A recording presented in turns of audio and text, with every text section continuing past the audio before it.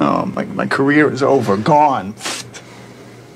Look, you're not gonna make it. Not unless I make room for this title. What? Start all over? Don't panic. I'm just gonna drag the table over here and make room for it. Hey, did you just drag that? My spreadsheet doesn't do that. Okay, watch this. Add that title. A little bigger. Centered.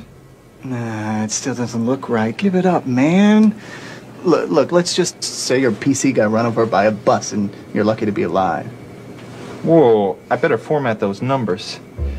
Click on the table, click the right mouse button, get the shortcut menu for numbers. We want currency formats.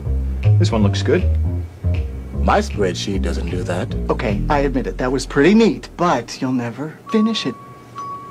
This isn't good enough to present. You can't show her this. Oh, ye of little faith. I really think she'd buy the bus store. With a click on the auto format, our superhero shops through several professionally designed formats and applies one. That one. With a click of his mighty mouse. I can't believe it. You did it. We did it. It looks great. This is a miracle. This is Microsoft Excel.